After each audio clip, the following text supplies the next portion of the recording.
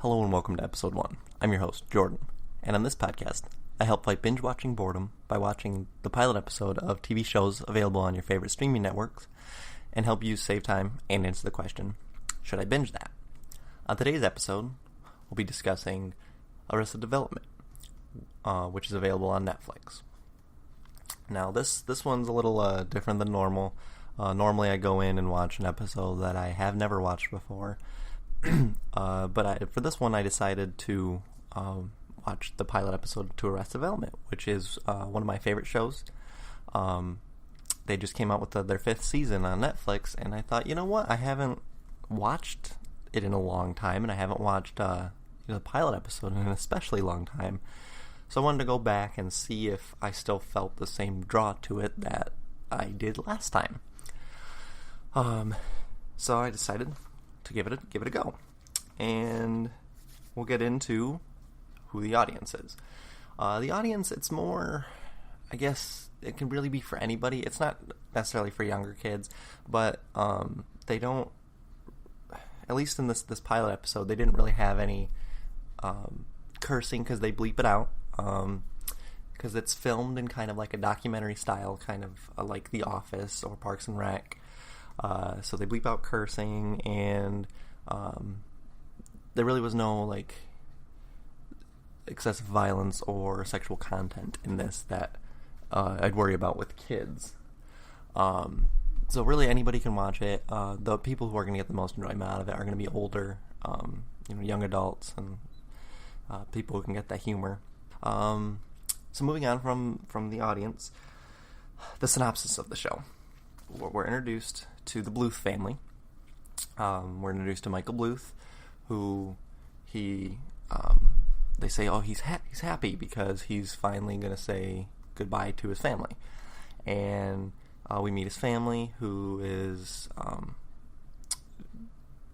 Job Bluth, however you want to pronounce it. It's pronounced different ways in the series. It's G-O-B, short for George Oscar Bluth. He is played by Will Arnett, and he's the older brother. And then there is his sister Lindsay, and he has a younger brother Buster. Lindsay's married to Tobias Funke, and their dad George and the wife, we're introduced to all of them, and they're on a boat. They're celebrating. The expectation, at least for Michael, is that he's going to be getting the CEO title from his dad. His dad's going to be passing it to him.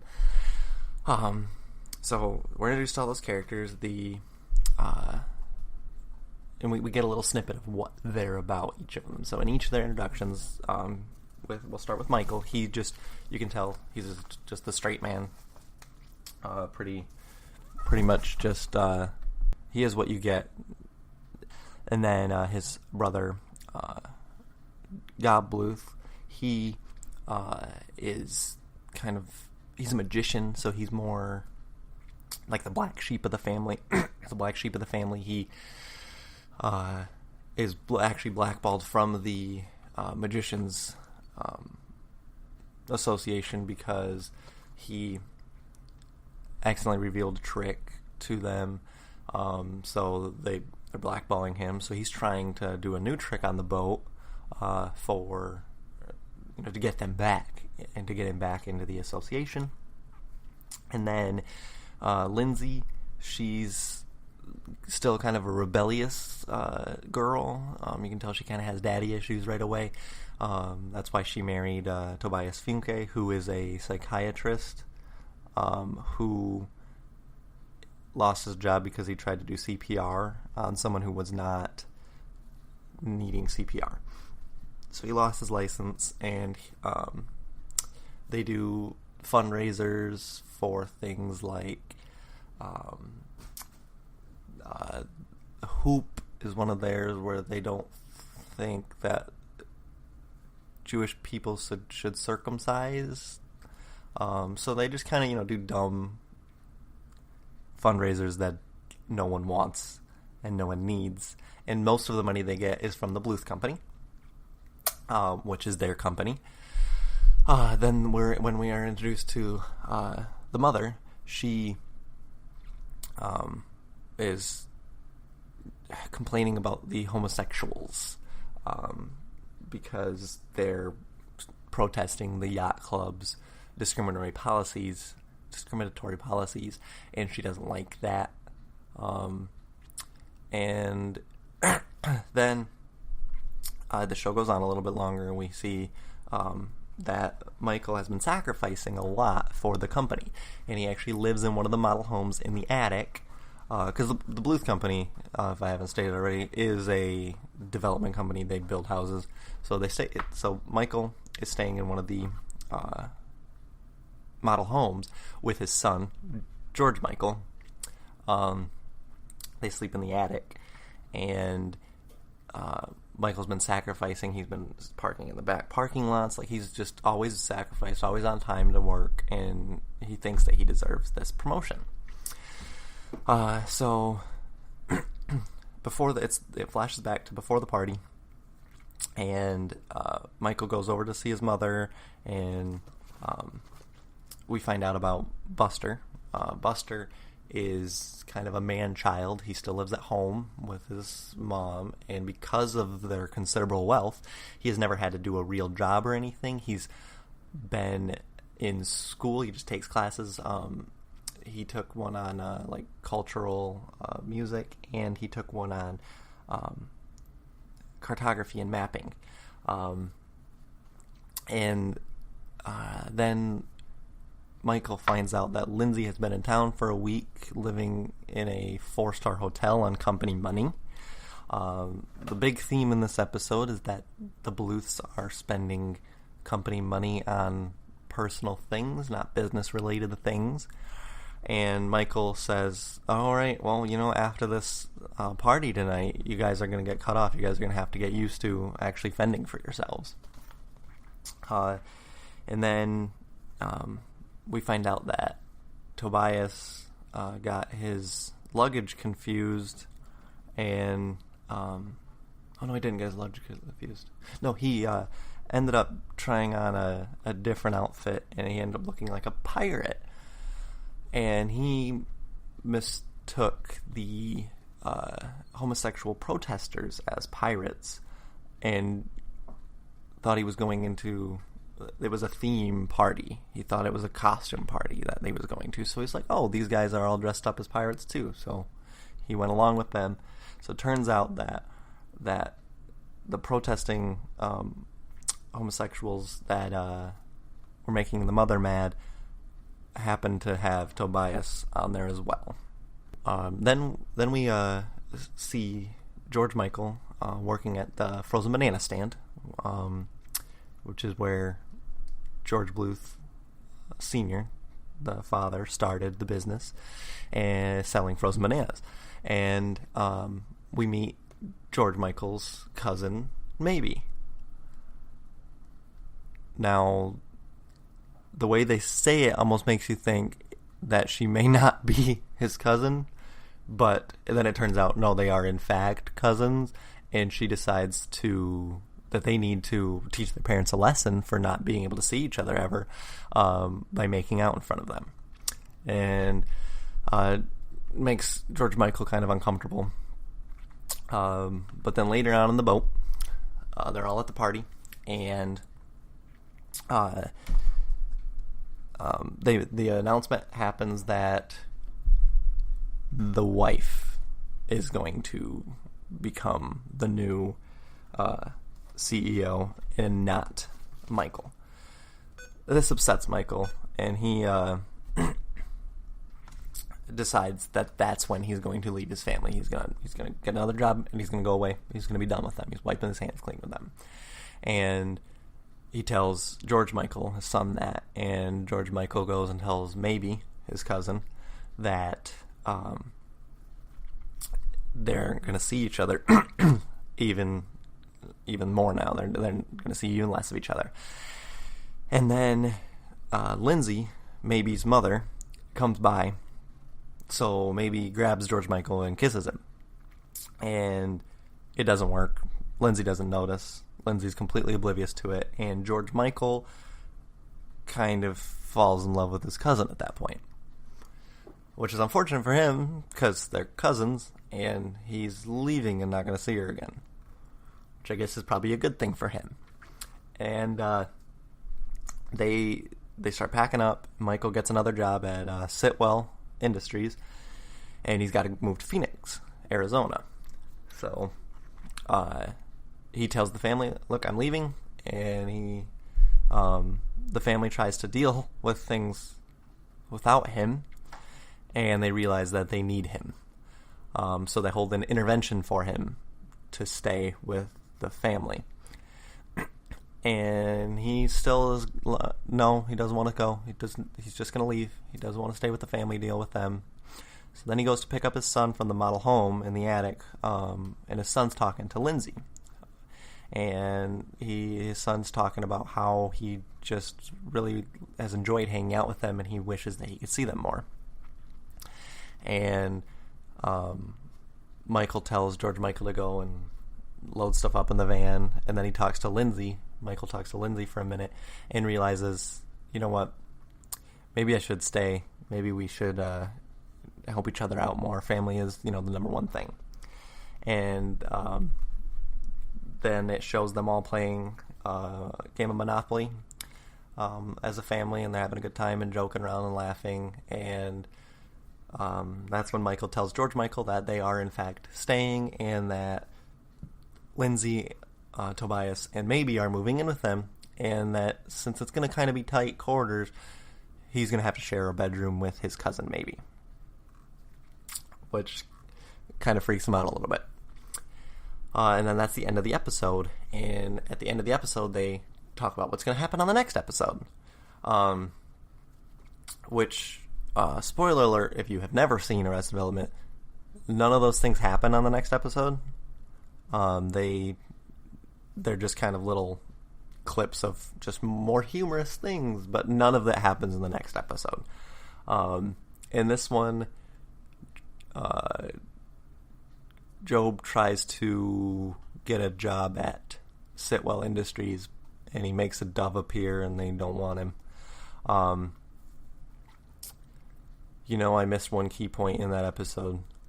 The reason that George Sr.'s wife he picked her instead of Michael was because his attorney told him that you could not arrest a husband and a wife for the same crime, which is not true, and he finds out is not true, and he says that he has the worst bleeping attorneys. It's one of my favorite parts of the episode. But that is the first episode of Arrested Development. Believe me, it's much better than what I described. Now, moving on to our first segment, the concept. It's the concept of it original. Well, this came out back in 2003, so I was 10. I did not watch it back then. I didn't know what it was back then. And I don't know what other kind of shows were going on around then. So at the time, I feel like it probably was an original concept. I don't think The Office had come around yet with that documentary style. But I'm sure there's been other shows with the kind of documentary style. But I think it's unique in the family presentation. And how they didn't seem to grow in the episode. They were in a state of arrested development. And I think it was executed well and easy to follow. Like, you knew where it was going throughout the whole thing. It cut away a lot, but it cut away and you could follow it along pretty easily. And the casting, I think the casting was done fantastically. It has Will Arnett in there as Job Bluth. It has Jeffrey Tambor as the father. It has what's his name? Jason Bateman as the as Michael, kind of the main character there. Michael Cera's his son. You have David Cross as Tobias Funke. It's a very well cast. All of the all of the characters were very well cast in their roles. And when this originally came out, it was a Fox production, and they ran it for 3 seasons, and then canceled it. Just as Fox loves to cancel shows, they canceled it, and then Netflix ended up picking it back up and doing a 4th season in 2013, I think it was, and then they just now released the 5th season, and it's been taking them so long because all of these actors have blown up in fame since the original first run came out. So if that tells you anything about the casting, very well done. They all stick to their characters very well. You're not wondering why they're making certain decisions. They all are very set in their character. And you want to know more about them. You want to know where they're going to go, how they're going to solve this problem. Is the dad ever going to get out of jail? Is Michael ever going to get in charge of the company? Is Tobias ever going to get a job? You really want to know more about these characters. And with the prediction segment here, I have seen all 5 of these seasons, so I know what's happening. But if I were to base it off of just this episode, I would imagine that George is not going to get out of jail because his attorneys suck. And Michael is not going to be put in charge. He will be put in charge not as the face of the company. He will be doing all the back work, and someone else will still be the face of the company. The mother, she will still be the face of the company, and technically in charge, but Michael will be doing all of the work. And I don't think that Tobias will ever get a job. And the way it's leading, you almost think that maybe and George Michael are going to end up together. I have a feeling that somehow maybe is not related to them, just based off of that first interaction where it said, this is his cousin, maybe. I know it's her name, but just the way it said it in there, it just seems like they might not be cousins after all. So those are my predictions just based off of the first episode.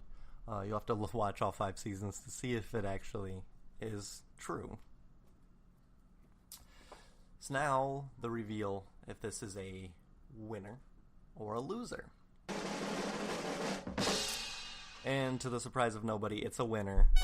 Obviously, I have watched all of the series before, so it still is a winner.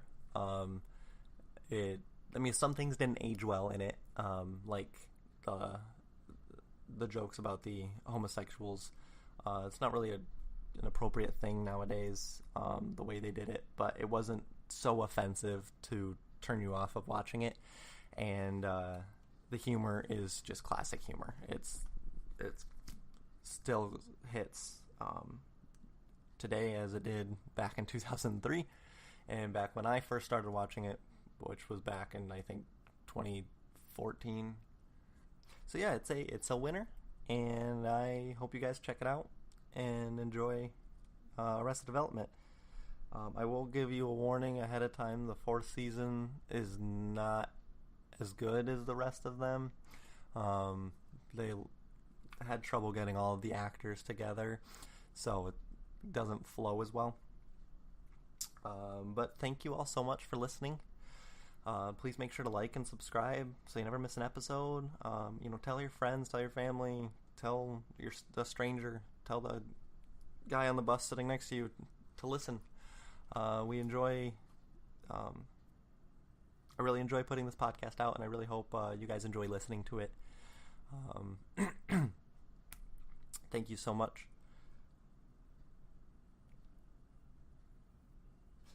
And I'll see you next time. Until then, make sure to follow us on Facebook, Twitter, or Instagram at episode1pod. That's WON1. And until next time, have a good night. Thank you.